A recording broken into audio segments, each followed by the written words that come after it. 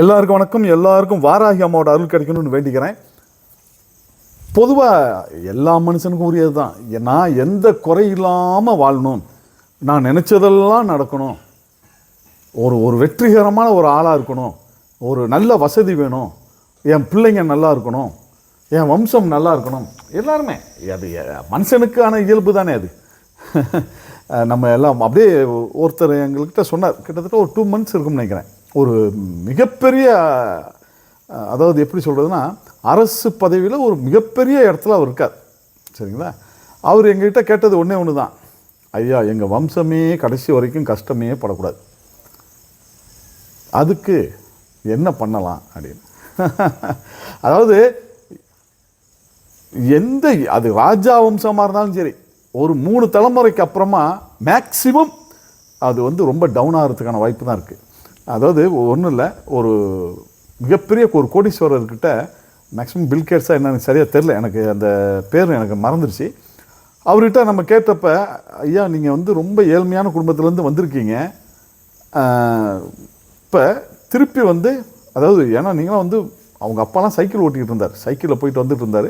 இன்றைக்கி நீங்கள் நினச்ச கார், உலகத்தில் எந்த காரை நீங்கள் நினைக்கிறீங்களோ அந்த காரில் போகலாம், அந்த அளவுக்கு உங்களுக்கு வசதி வந்துருச்சு.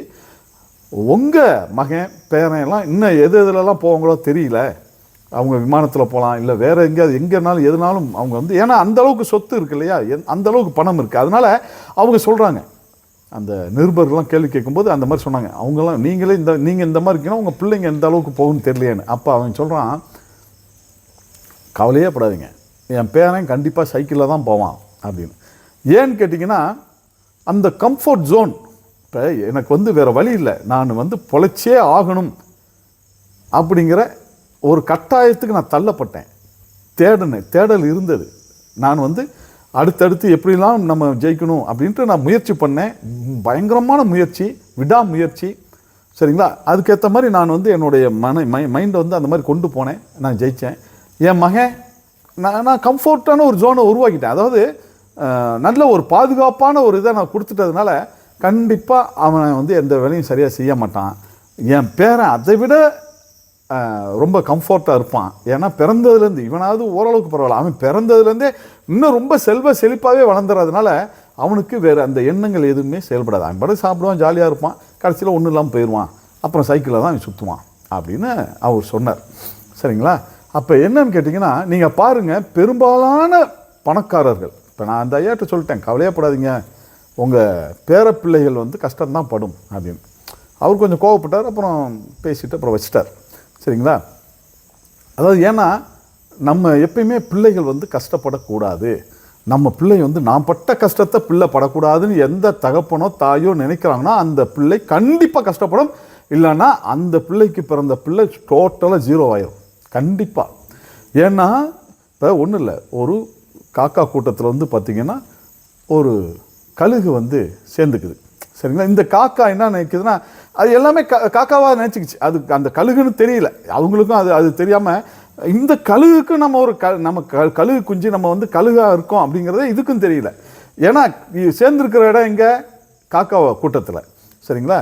இப்போ ஒரு நாள் பார்த்திங்கன்னா கழுகு கூட்டம் அப்படியே மேலே நல்ல உயரத்தில் பறக்கும்போது அந்த குஞ்சு பார்த்து கேட்குது, கழுகு குஞ்சு, நானும் இந்த மாதிரி பறக்கணும் அப்படின்னு சொன்னோன்னே எல்லாம் சிரிக்கிறாங்க. இது எப்படி, இதெல்லாம் முடியுமா, நீலாம் அப்படிலாம் ஆசைப்படாத. நிறைய பேர் இப்பயும் அப்படி தான். நீங்கள் ஒரு ஆசையை சொன்னீங்கன்னா, இல்லை நான் இந்த மாதிரி முயற்சி பண்ண போகிறேன்னு சொன்னால் சிரிப்பாங்க. சரிங்களா? அதெல்லாம் பற்றி நம்ம கவலைப்படக்கூடாது. அந்த கழுகு குஞ்சுக்கும் தெரியல நம்ம யாருன்னு, காக்காவுக்கும் தெரியல இது கழுகுன்னு. சரிங்களா? இன்றைக்கி நம்ம சமுதாயமும் அப்படி தான் இருக்குது. சரிங்களா? நான் என்னால் அது ஜெயிக்கவில்லை, நீ இவனும் ஜெயிக்க தான் மாட்டான் அப்படின்னு தான் எல்லோரும் பார்ப்பாங்க. சரிங்களா? நம்ம ஜெயிக்க முடியுமா முடியாதாங்கிறத அது நம்ம தான் முடிவு பண்ணணும்.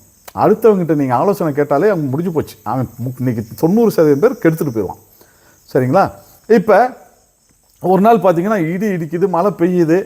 சரிங்களா? நல்ல ஓரளவுக்கு நல்ல ஹைட்டான மரத்தில் காக்காலாம் தஞ்சம் அடைஞ்சிருச்சு. அந்த மலை இடிலாம் இருக்கும். அப்புறம் இடி இடித்ததில் அந்த மரம் என்ன பண்ணுதுன்னா சாஞ்சிருச்சு. சாஞ்ச உடனே அந்த ஒரு வேகத்தில் என்ன பண்ணிடுச்சுன்னா, சரி நம்ம அந்த கழுகு மாதிரி மேலே போய் ட்ரை பண்ணுவோன்ட்டு வேகமாக ட்ரை பண்ணுது. சரிங்களா? 2 தடவை தடுமாறி கீழே விழுவுது. 3ஆவது தடவை எல்லாம் சிரிக்கிறாங்க. எல்லாம் அந்த காக்கா கூட்டமே சிரிக்குது, ஆர்ப்பரிக்குது சிரிப்பில். ஆனால் அது கொஞ்சம் கூட கவலைப்படல. கழுகு ட்ரை பண்ணுவோம் அப்படின்ட்டு ட்ரை பண்ணிச்சு. கடைசியில் பார்த்தீங்கன்னா மேகத்துக்கு மேலே பறந்தது. சரிங்களா? அப்போ தான் தெரிஞ்சது காக்காவுக்கு, ஓ இது கழுகாட்டுக்கு அப்படின்னு. சரிங்களா? அப்போ தான் நம்மளும் ஜெயிச்சதுக்கு அப்புறம் தான் உங்களுக்கு அந்த அங்கீகாரம் கிடைக்கும். அப்போ தான் அவனுக்கு தெரியும், ஓ இவன் நல்ல ஒரு சிறந்த மனிதன், நல்ல ஒரு எப்போ சொல்லுவான், நீங்கள்லாம் விடாமுயற்சி பண்ணி நல்லா ஜெயிச்சதுக்கப்புறம் சொல்லுவான். ஜெயிக்கிற வரைக்குமே உங்களை கேவலமாக தான் பேசுவான். மரியாதை இருக்காது. பணம் இல்லைன்னா மரியாதை இருக்காது. சரிங்களா? எதுவுமே இருக்காது. நீங்கள் முயற்சி பண்ணால் கேவலமாக தான் பேசுவான். அதெல்லாம் தாண்டி நீங்கள் முயற்சி பண்ணி ஜெயித்தால் மட்டும்தான் உங்களுக்கான அங்கீகாரம் கிடைக்கும். நீங்கள் கழுகாக இருக்கீங்களா, காக்காவாக இருக்கீங்களாங்கிறது நீங்கள் தான் முடிவு பண்ணிக்கணும். சரியா? இப்போ வளமான எதிர்காலம் வேணும் எல்லாரும் சொல்கிறது. ஆனால் எந்த முயற்சியும் நான் பண்ண மாட்டேன். அப்புறம் எப்படி வளமானது வரும்? நான் 15,000 ரூபா சம்பளத்தில் இருக்கேன், ஆனால் எனக்கு ஒரு நல்ல வளமான எதிர்காலம் எப்படி அமையும்? நமக்கான தேடல் வேணும். அந்த தேடல் இருக்க மனுஷன் மட்டும்தான் நம்ம சொன்ன அத்தனை வசதியும் அவனால் அடைய முடியும். அவங்களோட பிள்ளைகளையும் அந்த மாதிரி தான் வளர்க்கணும். சரிங்களா? இல்லைன்னா எப்படியா இருந்தாலும் நீங்கள் சம்பாதிக்கலாம் வேஸ்ட். ஒரு பிள்ளைங்களோ இல்லை பேர பிள்ளைகளோ அழிச்சிட்டு தான் போகும். சரிங்களா? தேடல் அதுதான் ரொம்ப முக்கியம். அடுத்து விடாமுயற்சி. ஏதாவது என்ன பண்ணலாம், நமக்கு என்ன வருதுங்கிற அந்த தேடல் இருக்கணும், விடாமுயற்சி இருக்கணும். கண்டிப்பாக தோப்போம். நீங்கள் தோக்கிறத பற்றி கவலையே படாதீங்க. நீங்கள் 4 தடவை தோக்குறீங்களா, 5ஆவது தடவை கண்டிப்பாக ஜெயிப்பீங்க. அதில் எந்த ஒரு மாற்றமும் கிடையாது. தோல்வி நிச்சயமாக உங்களை நல்ல ஒரு அருமையாக உங்களை பதப்படுத்தும். அதாவது எந்த ஒரு சூழ்நிலையும் ஜெயிக்கிற அளவுக்கு, அதை சமாளிக்கிற அளவுக்கு உங்களை மாற்றும். சரிங்களா? முதல்ல நீங்கள் தோற்றுப்போங்க, அதுதான் நல்லது.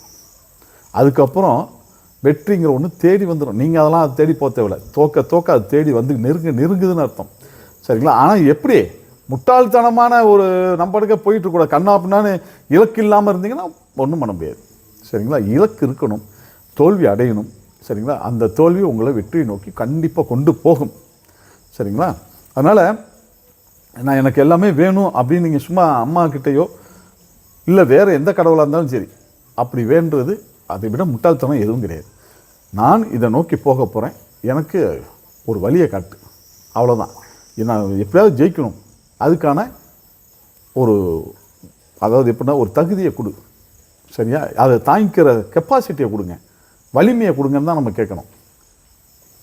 சரிங்களா? நீங்கள் தோத்தாலும் பரவாயில்ல, ஆனால் அது தாங்கிக்கிற அளவுக்கு வலிமையை கொடுங்கன்னு கேட்குறத விட்டுவிட்டு என்ன திரும்ப சொல்லுவான், நம்ம ஜெயிக்கணும், நான் பெரிய ஆளாகணும், நான் அப்படியே பெரிய பணக்கார வீட்டு பிள்ளையை கல்யாணம் பண்ணணும், எல்லாம் பாருங்களேன், நான் அப்படியே காரு பங்களான்னு வசதியாக வாழணும். அது நீங்கள் முதல்ல என்ன ஸ்டெப், அடுத்த ஸ்டெப் என்ன பண்ண போகிறீங்க? அதெல்லாம் எதுவும் கிடையாது. அப்புறமா அம்மாகிட்ட வேண்டேன் நடக்கலை, நான் அந்த கடவுள் சிவன்கிட்ட வேண்டேன் நடக்கலை, பிரம்மா கிட்ட வேண்டேன் நடக்கலை, பெருமாள்கிட்ட வேண்டேன் நடக்கலை, எது இங்கே அது கம்முனே இருந்துக்கலாம். சரிங்களா? ஒரு முயற்சியோடு சேர்ந்த தேடலோடு சேர்ந்த ஒரு வேண்டுதல் தான் பலிக்கும். சரிங்களா? நீங்கள் எதையுமே செய்யாமல் இப்போ ஒன்றும் இல்லை, ஒரு சிலர் சொல்லுவோம், நம்ம ஒரு 3 மாதத்தில் ஒன்று திருமணம் நடந்துருப்பாங்க, அவன் வீட்லேயே உட்காந்துருந்தா எப்படி நடக்கும்? அதுக்கான முயற்சி இருக்கணும், தேடல் இருக்கணும். சரிங்களா? இது ரெண்டும் இருந்தால் கண்டிப்பாக நீங்கள் ஜெயிச்சிடலாம். சரிங்களா? நாளைக்கு அதாவது 23/8/2024 வெள்ளிக்கிழமை பஞ்சமி திதி ஆரம்பிக்குது. நீங்களும் உங்கள் வீட்டில் பார்த்திங்கன்னா கோயிலுக்கு வர முடியல அப்படிங்கிறவங்களாம் கவலைப்பட வேணாம்.